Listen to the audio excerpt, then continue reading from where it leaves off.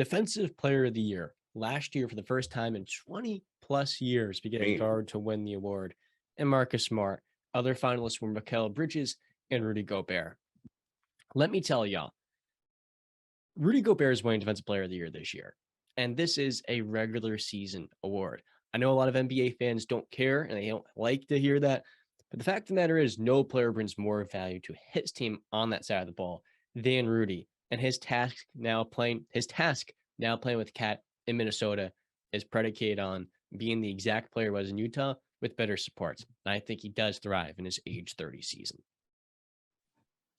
I'm going to go. There's a couple candidates I wrote down. Giannis, obviously, he's like always a contender in there. Triple J, I think, has a good shot if he comes back and looks healthy. But I'm going to roll with my boy, my guy, Bam Adebayo. I know he's not going to blow you away with like the stats, like the steals aren't going to be insanely high, the blocks aren't going to be insanely high, but this guy can guard 1 through 5 at an elite level. And he's a great rebounder too. So give me Bam Adebayo. I hope he gets his love. And he's got to play better than he did last night. He didn't play very well at all, but give me Bam Adebayo. I think the 3-time Defensive Player of the Year adds a 4th to his trophy case. I think it's Rudy Gobert. I think the Timberwolves are a much better team now that he's in the fold. Wait till we see Cat out there healthy. I think the Timberwolves are going to thrive with him at the 5. So I'm going to roll with Rudy.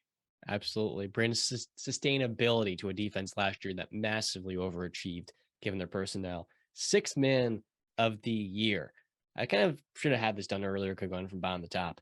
But the biggest candidates this year, Malcolm Brogdon, Norman Powell, Christian Wood, all new settings with Tyler Hero. He started the other night, and Jordan Poole.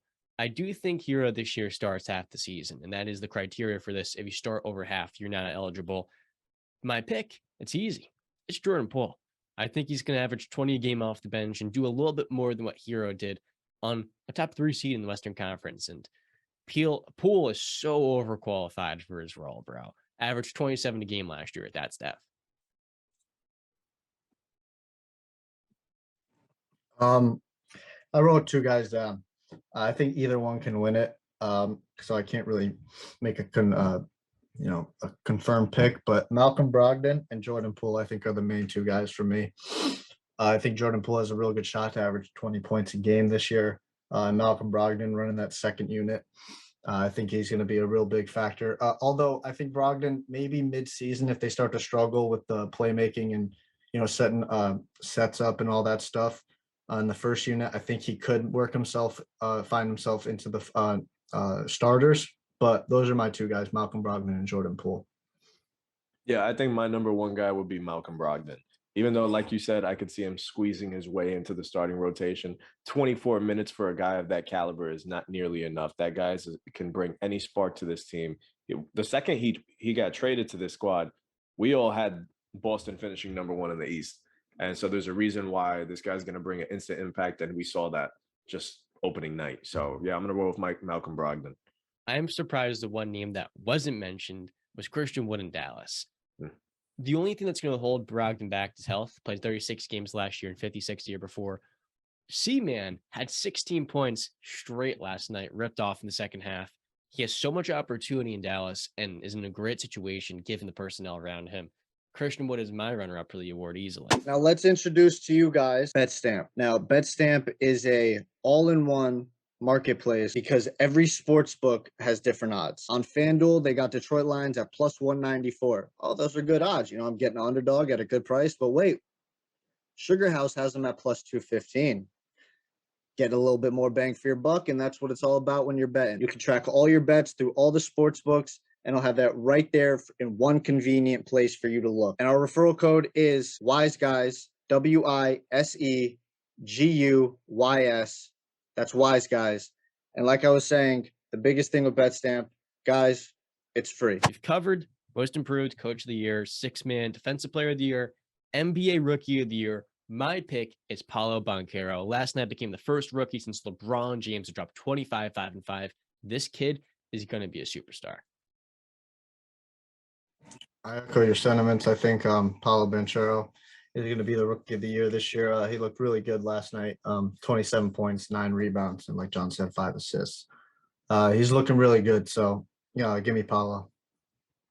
I think, Although Justin, sorry, yeah, I do have to mention, I love that Bol is finally getting minutes in non-blowout games. I love it.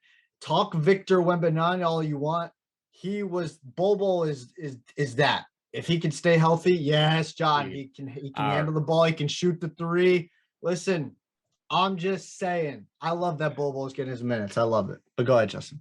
I'm with you guys. It's a clean sweep on Paolo. I mean, first game in the NBA, and you do just that, almost squeezing out a win there against the up-and-coming Pistons. I think that was an impressive debut, and I think we're just going to see that more and more from this young Magic team led by him in the future. And to pay respect to this draft class, it is insane.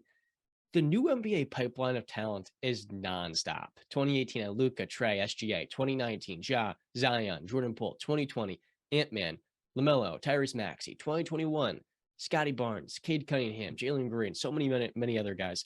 2022 is a fifth straight year of just a loaded draft class. You talk about Paolo, yet to mention Chet Holmgren won't play this year. Jabari Smith made his debut. It looked really good for a 19-year-old, basically a kid. Jalen Duren is a kid. He's 18 years old and looks like a grown man. But I have to shout out Bennett Mathurin, the Pacers, and Jaden Ivey of the Pistons. Ivey's acceleration is like a Tesla on the highway. I keep saying it. And Mathurin is an absolute bucket with insane athleticism, can shoot the three ball very well. Now, we've talked about all five of those awards. The last of the six, fellas, is most valuable player. Nikola Jokic won back-to-back years. Before that, it was Giannis Antetokounmpo. My pick was Joel Embiid, but he looked defensively not himself the other night. I'm sticking with Joel. I think he's going to have 27 plus points per game, 12 rebounds, and PJ Tucker boxing that's going to help him get more rebounds in my eyes, much like he did with Bam last year. Defensively, though, his effort and activity was very low. I'm worried Joel, 28 years old, carried an insane load the last 4 years because of the limitations of his supporting cast. He's a player with an extensive injury history at 7'1", 275 pounds. We may have seen the best days of Joel Embiid. Now, don't take it for granted. The dude's still going to be an All-NBA player. But when I watched him against the Celtics, I said, they need him to be everything. And I'm not sure if he can be all that. Yeah. For me, I wrote 4 names down. Jokic, Giannis, obviously, right? But the two that I'm going to really focus on are Steph Curry and Luka Doncic. I think Steph Curry because, spoiler alert, I have the Golden State Warriors being the number 1 team in the West this year. And I think he's going to ball out. And then for Luka, it just goes without saying. I mean, he's the offense. It runs through him. He does everything. He averages 28, 9 and 9, basically. I could see him getting it if the seeding goes their way, but right now I don't really have them that high. But that's just because the West is absolutely stacked.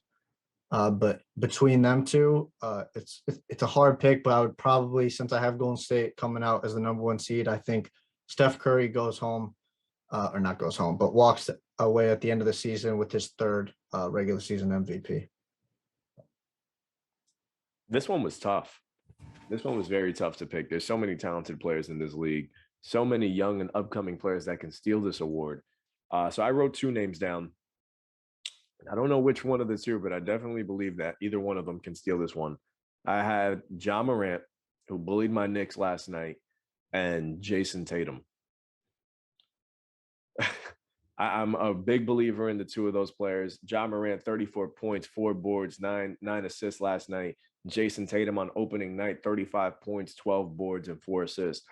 I think both of those players have the skill set to lead their team to not only championships in the near future, but many, many MVPs combined probably.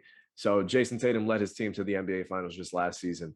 I can see him doing it again. I do have Boston finishing number 1 in the Eastern Conference, so I'm gonna roll with. I'm gonna lean more towards Jason Tatum than I am gonna do with Ja Morant.